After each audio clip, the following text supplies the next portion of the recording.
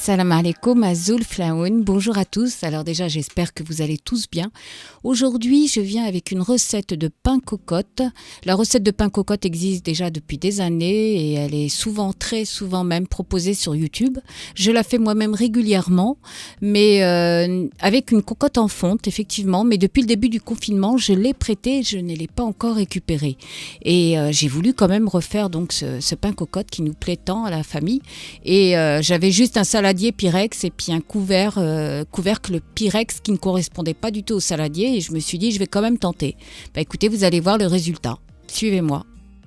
Donc il nous faudra pour la recette de pain cocotte 500 g de farine tamisée. Là, moi en l'occurrence, j'ai pris de la farine multicéréale. On aime beaucoup ça. Ensuite, il nous faudra 300 ml d'eau tiède, une cuillère à café de sel, et une cuillère à soupe de levure instantanée. Alors là, j'ai voulu vous montrer la différence qu'il y avait dans cette marque-là entre deux levures. Celle-ci, c'est une levure instantanée. Et il en existe aussi une autre de la même marque. Voilà, je vous la montre. Donc c'est écrit levure aussi. Mais c'est pas instantané. La différence en fait entre la grosse boîte de levure, c'est que celle-ci, quand on s'en sert, on doit la diluer dans l'eau avant pour la faire mousser. Il a laissé au moins une dizaine de minutes mousser. Tandis que la levure instantanée, le petit flacon là que je vous montre, celui-là, on peut l'utiliser directement dans la farine ou dans le pétrin. Voilà, donc on va commencer à verser notre farine donc dans le pétrin parce qu'on va faire ça au pétrin. Ensuite, on met le sel d'un côté. Évitez bien sûr de mettre la levure au contact du sel. Donc, je prends une cuillère à soupe de levure instantanée que je mets aussi à côté. Donc, pas près du sel, je le répète. Je mélange. Et on rajoute donc les 300 ml d'eau tiède. Voilà, on met ça d'un coup. Et on va donc mettre ça avec le crochet, on va faire tourner ça pendant une dizaine de minutes. Bien sûr, vous pouvez aussi le faire à la main, donc il va falloir pétrir pendant 10 bonnes minutes. Voilà ce qu'on obtient, donc la pâte, une boule de pâte qui est collante, c'est normal. Voilà. Donc on va fariner un saladier.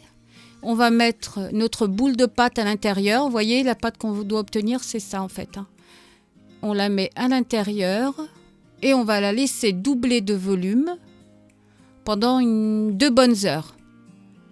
On va mettre du cellophane et un torchon et essayer de la mettre dans un endroit chaud pendant 2 bonnes heures. Il va falloir qu'elle double de volume. Voilà, donc on se retrouve après 2 bonnes heures. Vous pouvez remarquer que elle a bien doublé, même triplé de volume. C'est ce qu'on voulait.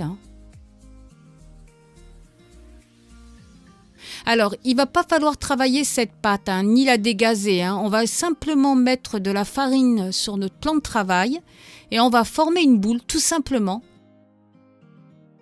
Voilà, on va former une boule sans trop la travailler. Alors, vous voyez, donc c'est le plat que j'ai en Pyrex, le saladier que j'ai.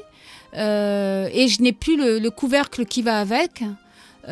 Bon, il faut savoir que c'est un saladier quand même qui va au four, mais je n'ai plus le couvercle, donc j'ai pris un couvercle Pyrex aussi, que je vais mettre dessus, qui est pas le sien, mais bon, ça va, ça tient, ça bouge un peu, mais ça va tenir. Donc vous pouvez remarquer que j'ai fait un disque de papier cuisson dessus.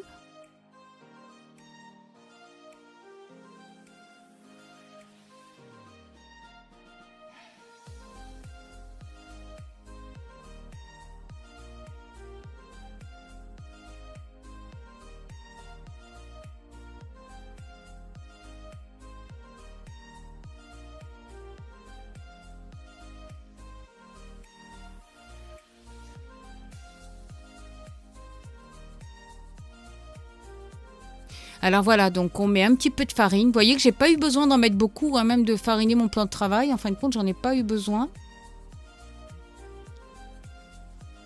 Elle colle un petit peu, mais largement facile quand même à travailler. Donc je forme une boule, tout simplement, sans trop chercher à la dégazer surtout.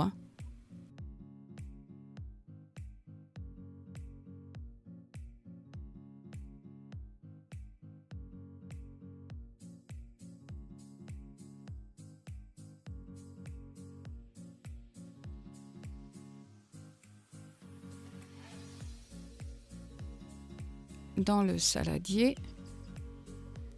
Voilà. Et on va encore la laisser reposer une trentaine de minutes. Voilà, 30 minutes sont écoulées. Vous voyez qu'elle a encore un petit peu gonflé. Là, je prépare un petit bol d'eau. C'est juste en fait pour me permettre de mouiller mes mains afin de mettre un petit peu d'eau sur ma boule de pâte, mais vraiment juste en mouillant mes mains, voilà. Hein, et sans trop appuyer, hein, juste en frôlant avec de l'eau, verser un petit peu d'eau. Voilà, légèrement. Ensuite, on va prendre un couteau ou une lame de rasoir et on fait nos entailles. Une fois que nos entailles sont faites, on va mettre un peu de farine dessus. Alors la particularité de ce pain cocotte, ce qui est très important, c'est qu'on va l'enfourner dans un four froid. Surtout ne préchauffez pas votre four avant. On va l'enfourner dans un four froid à 240 degrés pendant 40 minutes. Et ce que je peux vous dire aussi, c'est la farine que j'ai utilisée, c'est de la farine donc multicéréale de chez Francine, c'est de la farine à pain. J'ai pu faire la différence entre plusieurs farines et sincèrement, ça a toujours mieux réussi quand j'utilise de la farine à pain. Après, ça peut marcher avec d'autres farines. Hein. Donc, on va fermer notre cocotte reconstituée et on va mettre ça donc dans notre four froid, 240 degrés, 40 minutes. Donc voilà, après 40 minutes de cuisson, vous pouvez déjà voir que notre pain est magnifique. Bingo, ça a marché donc. Hein. Voilà, il est magnifique. Alors moi, je l'aime quand il est un peu plus, on va dire, doré sur le dessus. Donc ce que je vais faire, et ce que vous pouvez faire aussi si vous êtes comme moi, c'est enlever le couvercle et le remettre encore dans le four pendant 5 minutes. Voilà, c'est terminé. Donc bien sûr, hein, je l'ai laissé refroidir. Laissez-le bien refroidir avant de couper le pain. Donc là, je vous montre, je le coupe. Et vous pouvez bien voir qu'il y a des alvéoles. Il est vraiment excellent, croustillant et bien alvéolé. Et surtout très bon. Voilà, donc c'est terminé. Le pain cocotte a réussi. J'espère que cette recette vous plaît et que vous allez avoir envie de l'essayer. En attendant, je vous dis à très bientôt et surtout prenez soin de vous.